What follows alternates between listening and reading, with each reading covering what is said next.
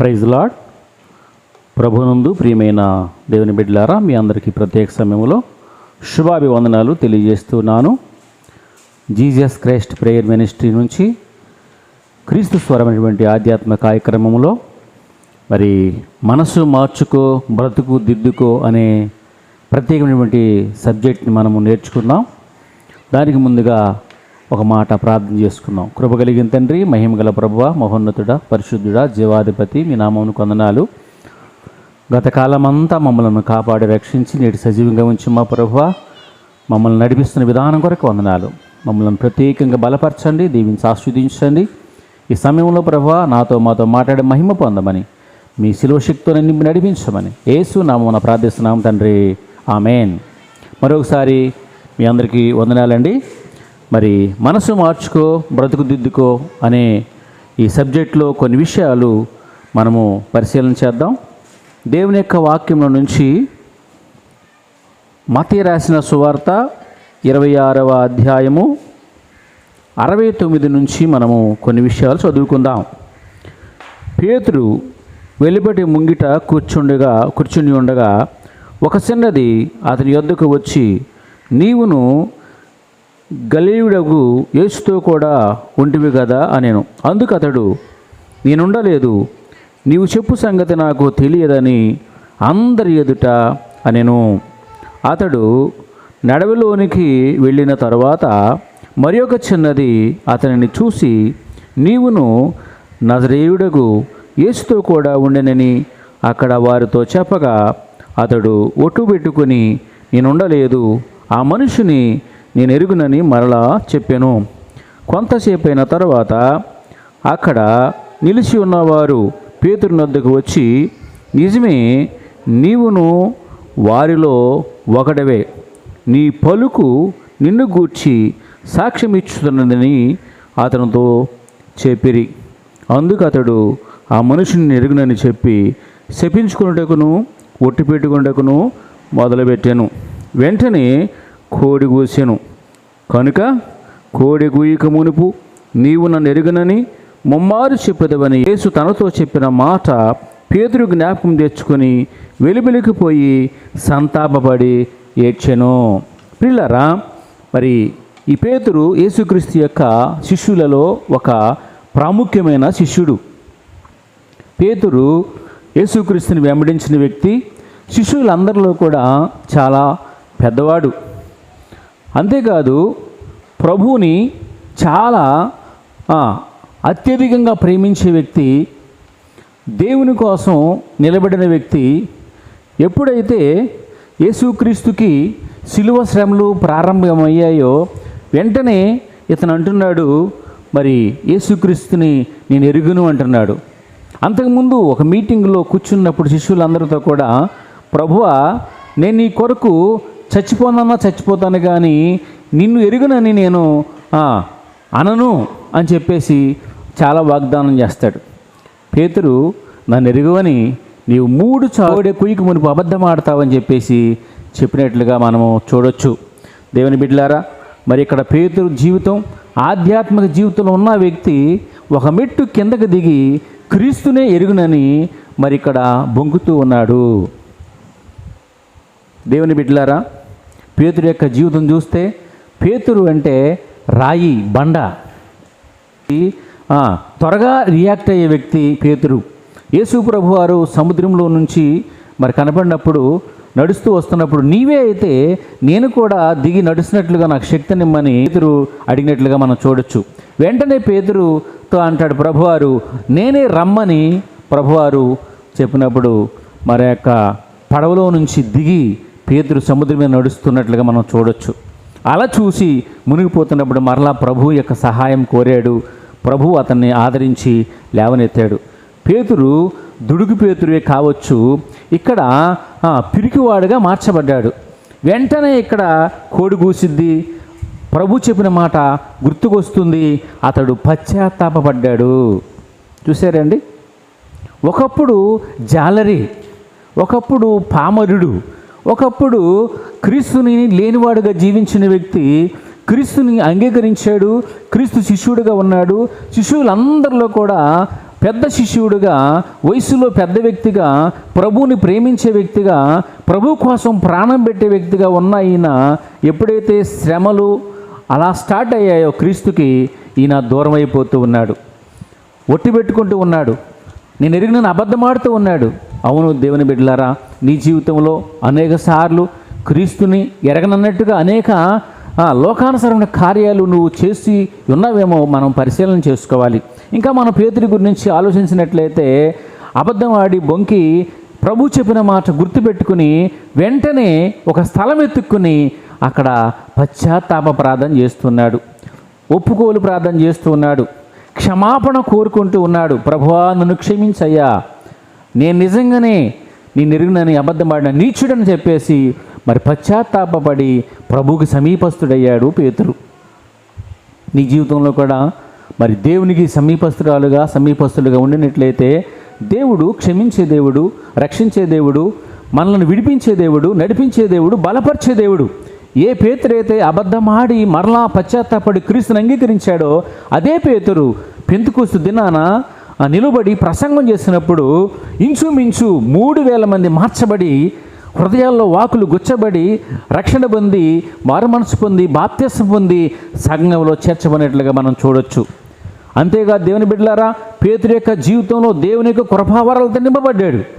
ఆయన నడుస్తూ ఉన్నప్పుడు ఎవరి మీదైతే ఆయన నీడ పడుతూ ఉందో ఎలాంటి రోగులైనా కానీ ఆయన నీడ పడగానే స్వస్థత పొందారు. అద్భుతం, దేవునికి స్తోత్రం. దేవుని బిడ్డలారా, మరి పేతురు యొక్క జీవితం మనసు మార్చుకున్నాడు, బ్రతుకు దిద్దుకున్నాడు. ఇలాంటి పేతురు అనేక అద్భుతాలు చేస్తూ వచ్చాడు. శిష్యులలోనే పెద్ద వ్యక్తిగా మరి చాలా దేవునికి సమీపస్తుడిగా జీవించాడు. యేసు ప్రభు చనిపోయినప్పుడు తిరిగి లేచిన తర్వాత కూడా మరి పరిగెత్తుకుని వెళ్ళి సమాధి దగ్గరికి వెళ్ళి, సమాధి లోపలికి వెళ్ళి ప్రభువారు నిజంగానే లేచారని నిర్ధారణ చేసుకున్న వ్యక్తి పేతురు. ఇలాంటి పేతురు దేవుని బిడ్డలారా, దేవుడు అద్భుత కార్యాలు ఆయన ద్వారా చేశారు. నీడపడితే చాలు అనేక మంది స్వస్థత పొందారు. అది ఏ రోగమైనా కావచ్చు, ఎలాంటి అనారోగ్యమైనా కావచ్చు, అస్వస్థనే కావచ్చు, ఎలాంటి దురాత్మ శక్తుల యొక్క ఇబ్బంది అయినా కావచ్చు, పేతురు నీడబడితేనే స్వస్థ వచ్చింది. అలాంటి పేతురు దేవుని బిడ్డలారా, మరి ఆయన ఒక రోజున ఒక పరీక్ష ఎదురైంది. ఆ పరీక్షలో అతన్ని సిలువేసే టైం ఆసనమైనప్పుడు హతసాక్షిగా మార్చబడ్డాడు. యేసు ప్రభులాగా నన్ను సిలువ వేయొద్దు, నన్ను తలకిందులుగా సిలువేయమని హతసాక్షి, ప్రభు కొరకు హతసాక్షి అనే వ్యక్తి పేతురు. దేవునందు ప్రియులారా, మరి ఇక్కడ పేతురు మనసును మార్చుకున్నాడు, బ్రతుకుని దిద్దుకున్నాడు, మోక్షరాజ్యానికి వారసుడయ్యాడు. ఇంకా మనం చూసినట్లయితే దేవుని యొక్క వాక్యములో 2వ రాజుల గ్రంథంలో 5వ అధ్యాయము 13వ వచనములో ఒక వ్యక్తి కనబడతాడు. అతడు నయమాను. దేవుని బిడ్డలారా, మరి సిరియా దేశానికి మరి సిరియా రాజు దగ్గర సైన్యాధిపతిగా పనిచేస్తున్నాడు.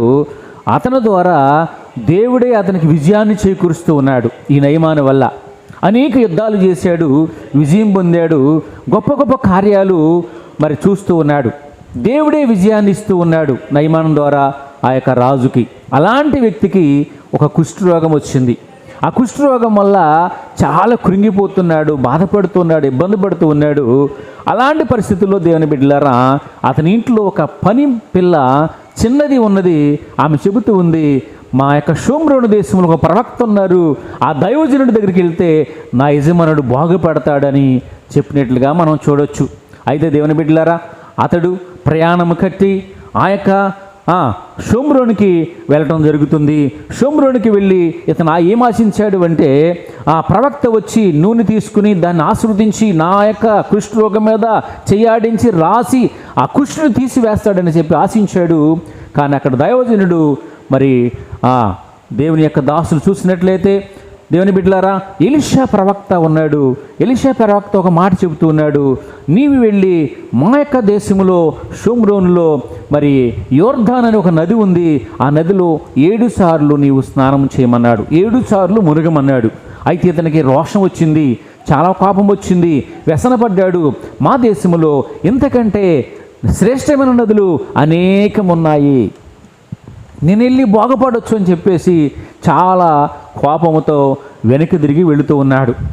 దేవుని బిడ్డలారా, ఇక్కడ చూసినట్లయితే దైవజనుని యొక్క మాటకు లోబడని వ్యక్తిగా ఉన్నాడు. దైవజనుని యొక్క మాటను ధిక్కరించిన వ్యక్తిగా ఉన్నాడు. తన కుష్టిని తనలోనే పెట్టుకుని విడుదల పొందని వ్యక్తిగా బయలుదేరి వెనక్కి వెళ్ళిపోతూ ఉన్నాడు. వెనక్కి వెళ్తూ ఉండగా అతనితో వచ్చినటువంటి ఆ వ్యక్తులలో ఒక వ్యక్తి అంటున్నాడు, అయ్యా, అతను ఏమైనా ఒక పని చేయమని నువ్వు చెప్తే నువ్వు చేసేవాడు కాదా? దానికంటే ఇది శ్రేష్టం కదా వెళ్ళి స్నానం చేయటం మునగటం అని చెప్పినప్పుడు తన మనస్సునే మార్చుకున్నాడు. తన మనసును మార్చుకుని వెనుదిరిగి ఆ యొర్దాను నదిలోకి వెళ్ళి 7 సార్లు స్నానము చేయగా అతనికి పసిపిల్ల దేహం వంటి దేహం వచ్చింది. దేవునికి స్తోత్రం, హల్లెలూయా. దేవుని యందు ప్రభునందు ప్రియమైన వారలారా, ఇక్కడ నయమాను యొక్క కుష్టుని దేవుడు తీసివేసేశాడు. విధేయుడిగా ఉన్నప్పుడు అద్భుతాలు చూశాడు.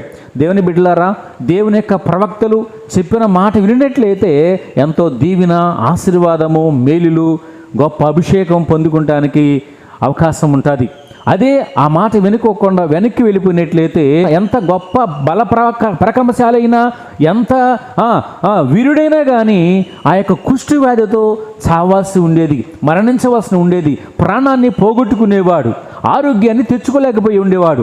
అంతకుముందు అనేక బాధలు పడి వైద్యాలు చేయించుకుని ఉండొచ్చు, కానీ అతనికి ఏమాత్రం కూడా సుఖం లేదు, నెమ్మది లేదు, శాంతి లేదు, బాగుపడలేదండి. దైవజనుడి యొక్క ఒకే ఒక మాట ఆ నదిలో మునగటం వలన అద్భుతం జరిగింది. చూశారండి, నయమాను మనసు మార్చుకుంటే బ్రతుకుని దిద్దుకోవడం జరుగుతుంది. మరొకరు మనం చూసినట్లయితే దేవుని బిడ్డలారా, మరొక వ్యక్తి యోనా గ్రంథము 1వ అధ్యాయము 1 నుంచి 3 చూసినట్లయితే దేవుడు చెబుతూ ఉన్నాడు, నా యొక్క సేవకుడివైన యోనా, నీవు బయలుదేరి నినివే పట్టణానికి వెళ్ళి 40 రోజుల్లో దుర్గతి రాబోతుందని చెప్పు అని చెప్పేసి దేవుని యొక్క వాక్కు ప్రత్యక్షమై యోనాతో మాట్లాడినప్పుడు యోనా దేవుని మాట వెనుకోకుండా, నినివే పట్టణానికి వెళ్ళకోకుండా తర్షీషుకి బయలుదేరతాడు. తర్షీషు దగ్గరికి వెళ్ళేటప్పుడు వాడ ఎక్కి కేవు ఇచ్చి టికెట్ కొనుక్కుని వాడ అడుగు భాగమున నిద్రపోతూ ఉన్నట్లుగా మనం చూడొచ్చు. దేవుని బిడ్డలారా, దేవుని మాట ధిక్కరించి నువ్వు ఎంతో దూరం వెళ్ళలేవు, ఎంతో ప్రయాణం చేయలేవు. అది నీకు ఆశీర్వాదం కాదు.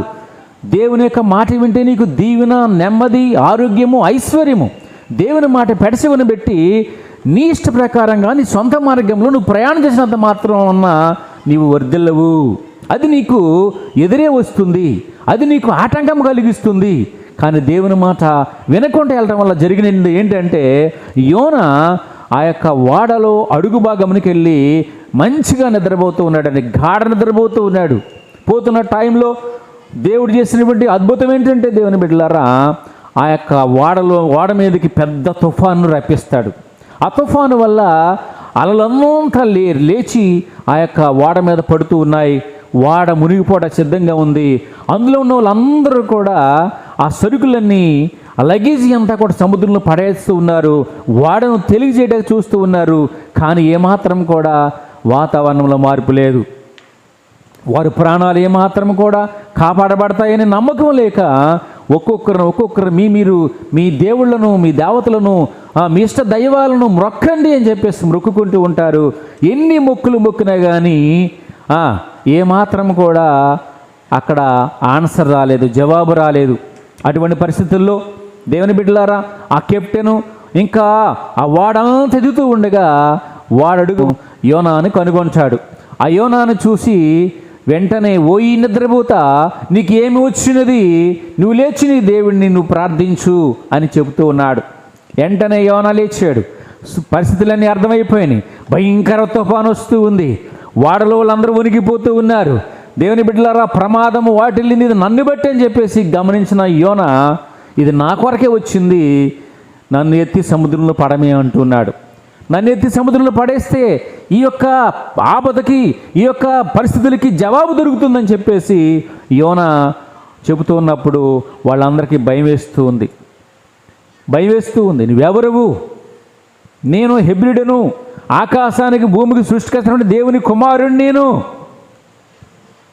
అని చెప్పేసి మాట్లాడుతున్నప్పుడు ఇంకా భయపడుతూ ఉంటారు.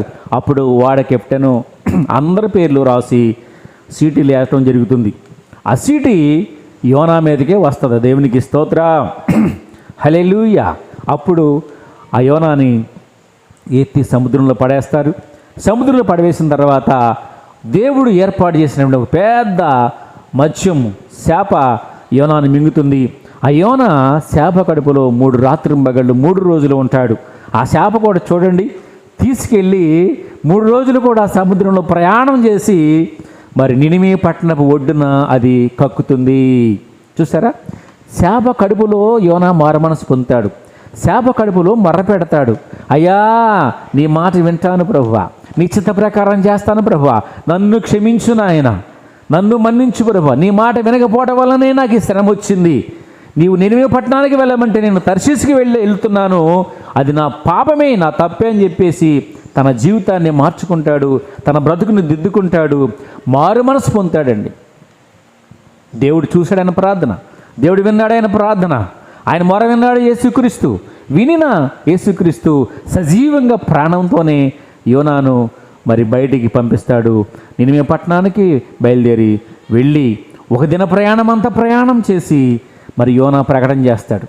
ఓ ప్రజలారా, నినివే పట్టణ వాసులారా, ఈ పట్టణం మీదకి 40 రోజుల్లో భయంకర దుర్గతి రాబోతుంది, దేవుని యొక్క శాపం రాబోతుంది.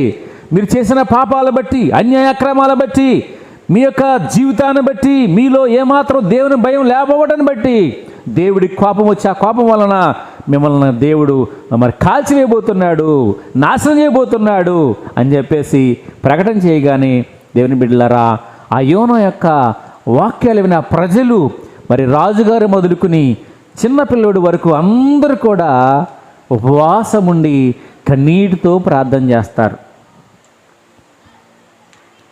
బూడిద నెత్తి మీద పోసుకుని బుగ్గోని పట్ట కట్టుకుని పశ్చాత్తాపడి దేవుని వైపు తిరుగుతారు. వాళ్ళ హృదయాలు మార్చబడ్డాయి, వారి యొక్క జీవితం మార్చబడింది. ప్రభు వైపు తిరిగి పశ్చాత్తాపంతో దేవునికి కన్నీటితో ప్రార్థన చేసినప్పుడు, నాకు మొరపెట్టుము నీకు ఉత్తరం ఇస్తానని చెప్పిన దేవుడు, జాలిగల ప్రేమగల కనికరం గల దేవుడు. దేవుని బిడ్డలారా, ఆ నినివే పట్టణ ప్రజలందరినీ క్షమిస్తాడు. క్షమించి మరి చేయవలసిన కీడు చేయక ఆ పట్టణాన్ని మేలు చేసి మేలుతో నింపి వారిని అందరిని రక్షిస్తాడు దేవుడు. కానీ దేవుని బిడ్డలారా, యోనాకైతే కొంచెం బాధ కలిగింది. దేవుడు చెప్పమన్న మాట నేను చెప్పాను కదా, ఇటు నుంచి వచ్చిద్దో కీడని చెప్పేసి ఓ పక్క నుంచి బయట నుంచి చూస్తూ ఉన్నప్పుడు యోనా ఒక చోట కూర్చుని ఉన్నప్పుడు పందిరేసుకుని దాని మీదకి ఒక సొరచెట్టు మొలిపించి, దేవుని బిడ్డలారా, దాన్ని చక్కగా ఏసీలాగా చల్లదనాన్ని దేవుడు ఆ సొరచెట్టు ద్వారా ఇస్తాడు. ఆ తర్వాత మరి ఆ ఒక్క రోజులోనే ఆ యొక్క ఒక పురుగుని పంపిస్తే ఆ సొరచెట్టుని మరి కొట్టివేసినప్పుడు అది ఎండిపోతుంది, గాలి వల్ల మొత్తం కూడా రాలిపోతుంది. ఆ ఎండ గాలి కొట్టినందువల్ల సొరచెట్టు ఎండిపోవడం వల్ల ఎండ తగులుతుంది. వెంటనే యోనా కోపం వస్తుంది. కోపం వచ్చి నేను బ్రదర్ కంటే చచ్చితే మేలు, ఎందుకు ఇలా జరుగుతుందని చెప్పేసి బాధపడుతూ ఉంటాడు. దేవుని బిడ్డలారా, అప్పుడు దేవుడు మాట్లాడతాడు, యోనా నీ కోపం వచ్చిందా? అవును, నాకు చచ్చిపోదామన్నంత కోపం వస్తూ ఉంది అని దేవుని అడుగుతున్నప్పుడు, అయితే నువ్వు సొరచెట్టుని విత్తనం వేయలేదు, నీవు దాన్ని పెంచలేదు, నీళ్లు పోయలేదు, దాని అంతటికి అదే మొలిసి నీకు నీడిస్తే అది చచ్చిపోయినందువల్ల నువ్వు బాధపడుతున్నప్పుడు మరి నినివే మహాపట్నం యొక్క ప్రజలు 120,000 మంది కుడి ఎడమ తెలియని వాళ్ళు ఉన్నారు, మరి వాళ్ళని చచ్చిపోవటం న్యాయమేనా అని అడుగుతాడు. దేవునికి స్తోత్రం. దేవుని బిడ్డలారా, దేవుడు జాలిగల దేవుడు, ప్రేమగల దేవుడు అండి. దేవుడు గొప్ప కార్యాలు చేయగల దేవుడు. యోనా జీవితంలో మరి మనస్సు మార్చుకోకపోయినప్పుడు కూడా దేవుడు తన చిత్తాన్ని జరిగించి చేప కడుపులోకి వెళ్ళిన తర్వాత ప్రార్థన చేయటం వల్ల, మొరపెడటం వల్ల, పశ్చాత్తాపడటం వల్ల మరి యోనా కాపాడబడ్డాడు, తప్పించబడ్డాడు, విడిపించబడ్డాడు. అలాగనే ఆయన వెళ్ళి సువార్త చేయగా, ప్రకటన చేయగా మరి 120,000 మంది ప్రజలు కూడా కాపాడబడతాయి. మరి దేవుని బిడ్డలారా, నీ జీవితంలో నీవు కూడా దేవుని మాట వింటే ఎంతో ఆశీర్వాదం, ఎంతో మేలు. మనం ఇంకా చూసినట్లయితే దేవుని యొక్క వాక్యంలో లూకాసు వార్త 15వ అధ్యాయం 11 నుంచి చూసినట్లయితే మరి అక్కడ ఒక తండ్రి ఉన్నాడు, 2 కుమారులు ఉంటారు. ఆ తండ్రికి పెద్దవాడు మరి ఇంటి దగ్గర ఉన్నాడు, చిన్నవాడు వచ్చి తండ్రి దగ్గరికి వచ్చి, నాయన నాకు వచ్చే భాగాన్ని నాకు ఇచ్చేస్తే నేను వేరే దేశం వెళ్ళి నేను వ్యాపారం చేసుకుని బతుకుతానని చెప్పేసి బలవంతం చేస్తాడు. తండ్రి ఇక్కడ ఎంతో ఆదరిస్తూ ఉన్నాడు, ప్రేమిస్తూ ఉన్నాడు, సంరక్షిస్తూ ఉన్నాడు, పోషిస్తూ ఉన్నాడు, ఏమీ తక్కువ కాకుండా చూస్తూ ఉన్నాడు. అయినప్పుడు కూడా మరి ఆ చిన్న కుమారుడికి ఆశ కలిగింది. నా స్నేహితులతో నేను దూరంగా వెళ్ళి బ్రతకాలి, నేను స్వయంగా బ్రతకాలి, నేను సొంతంగా ఉండాలి, తండ్రి ఇంట్లో ఉంటాక నాకు ఇష్టంగా లేదని చెప్పేసి సొంత ఆలోచనతో బయలుదేరి దూరదేశం వెళ్ళటానికి సిద్ధమవుతాడు. ఇంకా అడగంగా దేవుని బిడ్డలారా, తండ్రి తన మీద ఉన్న కుమారుని ప్రేమతో తనకొచ్చే భాగాన్ని పంచి అమ్మి చిన్న కుమారుడికి ఇస్తాడు. ఆ చిన్న కుమారుడు దూరదేశం వెళ్ళిపోతాడు. దూరదేశం వెళ్ళిపోయి అక్కడ దుర్వ్యాపారం చేస్తాడు. ఆ దుర్వ్యాపారం వలన డబ్బులన్నీ అయిపోతాయండి. మొత్తం వ్యయం చేసుకుంటాడు. అప్పుడు దాకా స్నేహితులు ఉన్నారు, మిత్రులు ఉన్నారు, అప్పుడు దాకా ఎంతోమంది వెంటాడారు, అందరూ కూడా దూరం అయిపోయారు డబ్బుతో పాటుగా. దాంతోపాటుగా బలం కూడా క్షీణిస్తూ ఉంది, నీరసం వస్తూ ఉంది, తినటానికి ఆహారం లేదు, కట్టుకుంటానికి వస్త్రాలు లేవు, పడుకుంటానికి ఎక్కడ కూడా ఆశ్రయం లేదు. అటువంటి నిరాశ్రయుడిగా ఉన్న పరిస్థితుల్లో దేవుని బిడ్డలారా, ఏదో ఒక ఉద్యోగం చేసి బ్రతుకుదామని ఆశ కలిగింది. ఉద్యోగం ఎదుగుతూ ఉండగా ఏ జాబు కూడా అతనికి దొరకదు. చెట్టు చివరికి ఏదో విధంగా నా ఆకలికి నేను తీర్చుకోవాలని చెప్పేసి మరి పందులు కాయటానికి అతను ఉద్యోగాన్ని కుదుర్చుకుంటాడు. నీవు వెళ్ళి ఆ పందుల్ని మేపమన్నప్పుడు ఆ పొట్టు కూడా మరి దొరక్క ఆకలితో బాధపడుతున్నప్పుడు ఆ పొట్టు తినటానికి చూస్తాడు.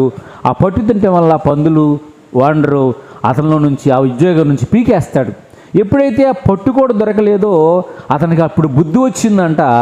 బుద్ధి వచ్చినప్పుడు అంటున్నాడు, నేను ఇప్పుడే లేస్తాను, నా తండ్రి ఇంటి అనేక మంది పనివారు ఉన్నారు, ఆహారం సమృద్ధిగా ఉంది, నేను వెళ్తానని చెప్పేసి బుద్ధి వచ్చినప్పుడు బయలుదేరి తండ్రి ఇంటికి బయలుదేరి వస్తాడు.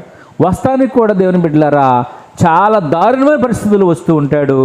మరి జుట్టంతా పెరిగిపోయింది, బట్టలు ఏమీ లేవు, స్నానం లేదు, చాలా బలహీనుడుగా మరి వచ్చినప్పుడు తండ్రి దూరం నుంచి కనిపెట్టిన తండ్రి బయలుదేరి చూసినప్పుడు తన చిన్న కుమారుడని చెప్పి గుర్తుపట్టి పరిగెత్తకుండా వెళ్ళి ఆ చిన్న కుమారుడిని అలా కౌలించుకుని ముద్దు పెట్టుకుని ఇంటికి తీసుకొచ్చినట్లుగా మనం చూడొచ్చు. చూసారండి, తప్పిపోయిన కుమారుడు దూరదేశం వెళ్ళిపోయాడు, ఆస్తి అంతా పాడు చేసేసాడు, ఆరోగ్యం పాడైపోయింది, రూపురేఖలు మారిపోయాయి. అయినప్పుడు కూడా తండ్రి ప్రేమ మారలేదు. కౌగిలించుకున్నాడు, ముద్దు పెట్టుకున్నాడు, ఉంగరం పెట్టించాడు, ప్రశస్త వస్త్రాలు వేయించాడు, చెప్పులు జోళ్ళు వేయించాడు. మరి అతని కోసం గొప్ప విందు ఏర్పాటు చేస్తాడు.